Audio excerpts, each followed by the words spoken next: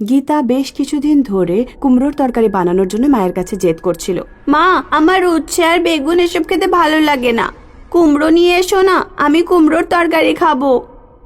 কুন্দন কাকুর দোকানে কুমড়ো পাওয়াই যায় না, তুই বাবাকে ফোন করে বলে দে, উনি নিয়ে আসবেন। গীতা নিজের বাবাকে ফোন করে কুমড়োর জন্য বলে। গীতার বাবা রক্ষীর কাজ করত। ওনার ডিউটি রাত 10টায় শেষ হয়ে যেত। এত রাতে কুমড়ো কোথায় পাবো? ঝোপঝাড় থেকে গীতার বাবা কারোর শব্দ শুনতে পায়। কুমড়ো আছে, কুমড়ো আছে, নিয়ে নাও। এই আওয়াজ তো জঙ্গলের দিক থেকেই আসছে, কিন্তু এই রাত্রে কোনো মহিলা কুমড়ো বিক্রি করবে? আমরা কি জঙ্গলে যাওয়া উচিত? গীতা কুমড়ো নিয়ে যেতে বলেছিল আমাকে, না নিয়ে গেলে ও খুব রেগে উঠবে আবার। গীতার বাবা আওয়াজের পেছন পেছন জঙ্গলের ভেতরে গেল। উনি দেখতে পেলেন একজন সুন্দর মহিলা গাছের নিচে বসে কুমড়ো বিক্রি করছে। শুনছেন শুনছেন, আমার একটা কুমড়ো চাই। 20 টাকা দাও আর নিয়ে যাও। গীতার বাবা মহিলাটিকে 20 টাকা দিয়ে একটা কুমড়ো কিনে নেয়। যদি কিছু না মনে করেন একটা প্রশ্ন করব? হ্যাঁ হ্যাঁ বলুন, আমি প্রশ্ন খুব ভালোবাসি। আপনি এত রাত্রে একা একা কেন আর কার জন্য কুমড়ো বিক্রি করছেন বলেন তো? যেমন তুমি দিনে সময় পেলে না আর রাত্রে কিনতে এলে, এমনই আরো অনেকে আসে। গীতার বাবা কুমড়ো নিয়ে চলে গেল। সে জানতো না যে উনি একটা পেতনির থেকে কুমড়ো কিনেছেন। আমার কুমড়ো খেয়ে এবারের পরিবার আমার গোলাম হয়ে যাবে। এইভাবে আমি গোটা গ্রামকে আমার গোলাম বানাবো। এই পৃথিবীতে শুধু আমার রাজত্ব হবে। পেতনিটা ইনজেকশন দিয়ে নিজের রক্ত কুমড়োতে ঢুকিয়ে দিত, যাতে ওর রক্ত মানুষের শরীরে চলে যায় আর মানুষ ওর গোলাম হয়ে যায়। গীতা যখন তার বাবার হাতে কুমড়ো দেখলো, তখনও খুব খুশি হলো। মা, বাবা কুমড়ো নিয়ে এসেছে, এখনই আমি খাবো। না সোনা, কাঁচা নয়, কাল আমি ভালো করে রেঁধে দেব, তখন খাস। পরের দিন যখন গীতার মা কুমড়ো রান্না করে, তখন তাদের প্রতিবেশী সীমা তাদের বাড়িতে আসে। গীতার মা, জানি না রাজুর কি একটা হয়ে গেছে, ওর চোখ উল্টে গেছে আর আলতু ফালতু মন্ত্র বলছে। গীতা, তুই খাবার খেয়ে নে, আমি এক্ষুনি আসছি। মা যাওয়ার পর যেই গীতা কুমড়ো খায়, ওর চোখ ওপরে উঠে যায়। ও রান্নাঘরে যায় আর ছুরি দিয়ে নিজের মাথায় আঘাত করতে থাকে আর একটা চিহ্ন বানায়। কিছুক্ষণ পর যখন গীতার মা বাড়ি ফিরল, তখন ও দেখতে পেল যে গীতা নিজের হাত আর মাথা নিচে করে কাউকে প্রণাম করছে। হা হু হা হু, আজ থেকে আমি আপনার গোলাম, আমি আপনার কথা মেনে চলবো, আপনার খাদ্য হতেও আমি তৈরি আছি, না করব না। গীতা, তুই কি করছিস? রাজু এমনই করছিল। হা হু হা হু, গীতার মা চিৎকার করতে থাকে। গীতা, বন্ধ কর এসব পাগলামি। কি বললি তুই? গীতা মাটি থেকে ছুরি তুলে নিল আর মায়ের দিকে এগিয়ে গেল, কিন্তু তখনই পেছন থেকে সীমা এসে গীতার হাত ধরে ফেলে। সীমা আর গীতার মা মিলে গীতাকে বেঁধে ফেলে। রক্ত খাবো, তোমাদের দুজনের রক্ত খাবো, খোলো আমাকে। আমি জানতে পেরেছি রাজু কুমড়ো খেয়েছিল আর তোমার বাড়িতেও কুমড়োর তরকারি রান্না হয়েছে, যেটা গীতা খেয়েছে। এই কুমড়ো এক পেতনির।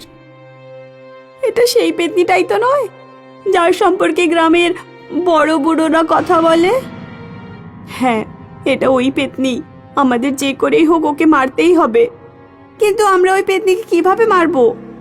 পেতনির প্রাণ ওর চুলে থাকে, যদি ওর চুল কাটা যায় তবেই ও মরে যাবে। সীমা আর গীতার মা রাতে সেই জায়গায় পৌঁছায় যেখানে পেতনিটা কুমড়ো বেচত। তুই পেছন থেকে কেঁচি নিয়ে আয়, আমি সামনে থেকে আসছি, খেয়াল রাখিস ওর চুল তখনই কাটতে হবে যখন ও পেতনির রূপে থাকে। সীমা মহিলার রূপে বসে থাকা পেতনির কাছে গেল। দিদি, আমায় 10টা কুমড়ো চাই। 10টা কুমড়ো? এত কুমড়ো দিয়ে কি করবি? 2-4টে নিয়ে যাও। না না, আমার তো 10টাই চাই। এখন আমার কাছে 10টা কুমড়ো নেই। আমি বললাম না আমার 10টা কুমড়োই চাই। তুমি যেখান থেকেই হোক আমাকে কুমড়ো এনে দাও, আমি কিছু জানি না। এটা কোনো কথা হলো? আমি কোথা থেকে এনে দেব? আমি তোমাকে 1000 টাকা দিচ্ছি, ভেবে নাও যে তুমি আমার চাকর। এবার যাও, 10টা কুমড়ো যেখান থেকেই পারো নিয়ে এসো। আমি তোর চাকর নই। তোর চেহারাটা তো চাকরের মতোই। সীমা ইচ্ছে করেই পেতনিটাকে রাগিয়ে দেয়, আর পেতনিও রেগে যায় আর নিজের আসল রূপ ধরে নেয়। এখনই তোর রক্ত খেয়ে তোকে 10টা কুমড়ো দেব। তখনই গীতার মা পেছন থেকে এসে কেঁচি দিয়ে পেতনির চুলটা কেটে দেয়। চুল কাটতেই পেতনি মারা যায়। পেতনি মরতেই গীতা ঠিক হয়ে যায়। শান্তিপুর নামের একটা গ্রামে মীরা নামের একটা মেয়ে থাকত। মীরার মুখটা অর্ধেকটা পোড়া ছিল, তাই ও অর্ধেকটা মুখ ঢেকে বাড়ি থেকে বাইরে বেরোতো। আরে ওই দেখ, অর্ধেক পোড়া মেয়েরা মন্দিরে যাচ্ছে নিজের রাধেশ্যামের পুজো করতে। ওর পুরো চেহারাটা কখনো কখনো তো আমি নিশ্চয়ই দেখব। এই শাবানা বিউটি পার্লার যায়। শাবানা বিউটি পার্লারে একবার খোঁজ নিতে হবে যে ওর চেহারাটা ঠিক কেমন। রাহুল আর প্রদীপ ধনী ব্যবসায়ীর ছেলে ছিল। ওরা বেশিরভাগ সময় মীরাকে বিরক্ত করত। মীরা ওদের কথায় কান দিত না আর চুপচাপ নিজের রাস্তায় চলে যেত। মা, আমি কলেজে যাচ্ছি, বিকেলে 3টে থেকে 6টার শিফটে আমার পরীক্ষা আছে।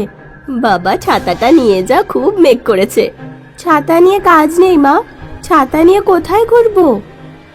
মীরা ওই দিন বিকেলে পরীক্ষা দিয়ে ফেরার পর যখন কলেজ থেকে বেরিয়ে এলো, খুব জোরে বৃষ্টি শুরু হয়ে গেল। কয়েক ঘন্টা ও একটা দোকানে দাঁড়িয়েছিল। রাতে যখন বৃষ্টি থামলো, তখন মীরা তার বাড়ির দিকে রওনা দিল। রাস্তায় জল জমেছিল, এই জন্য রাস্তাঘাট ফাঁকা ছিল। হঠাৎ মীরাকে কেউ ছোট্ট একটা পাথর ছুঁড়ে মারল। কে ওখানে? মীরা তাড়াতাড়ি এগিয়ে যেতে লাগলো। হঠাৎ রাহুল আর প্রদীপ ওর সামনে চলে আসে। আজকে আমরা তোর পুরো মুখটা নিশ্চয়ই দেখব।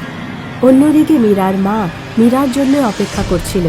মীরা কয়েক ঘন্টা পরে বাড়িতে ফিরে আসে। ওর মুখটা খুবই বিষণ্ণ ছিল।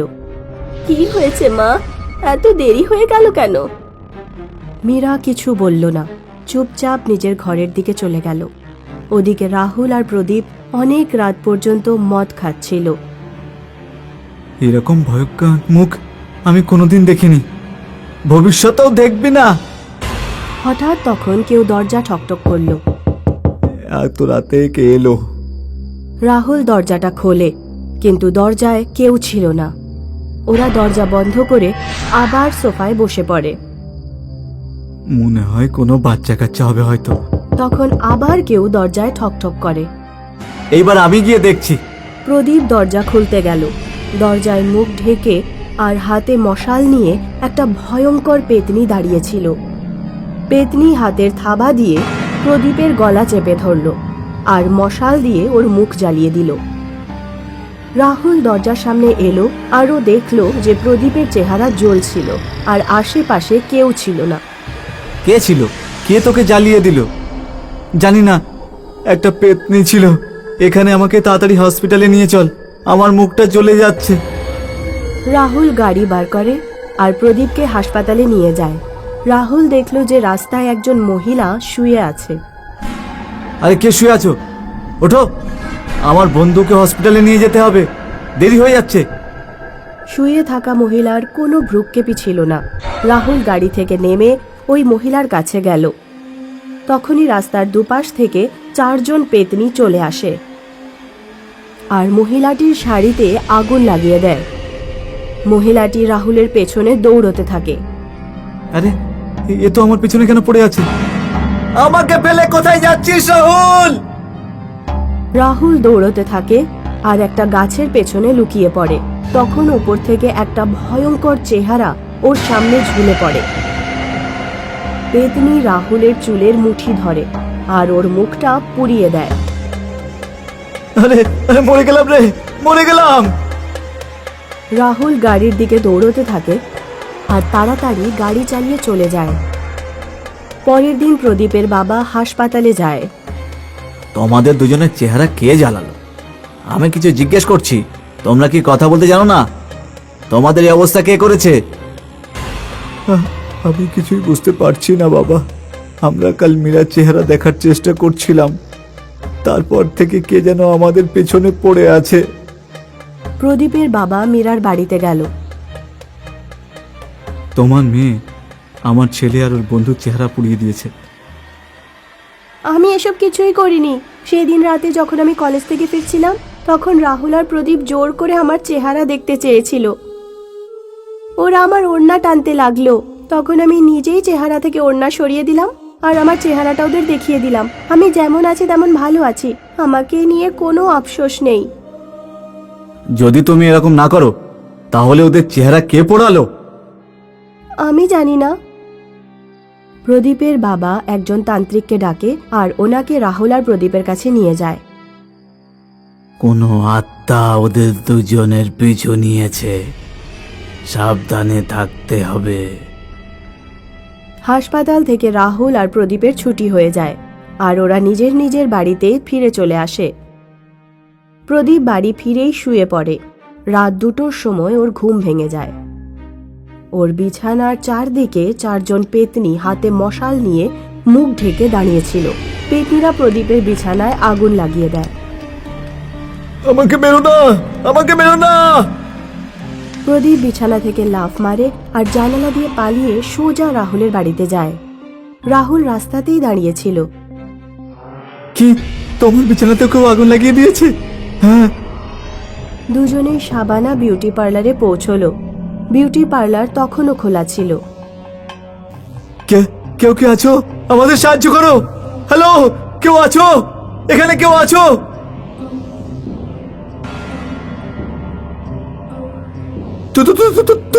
তুমি কে? আমি বৈশালী। 50 বছর ধরে আমার আত্মা এই গ্রামে ঘুরে বেড়াচ্ছে। আমিও মীরার মতো অর্ধেক পোড়া অবস্থায় ছিলাম।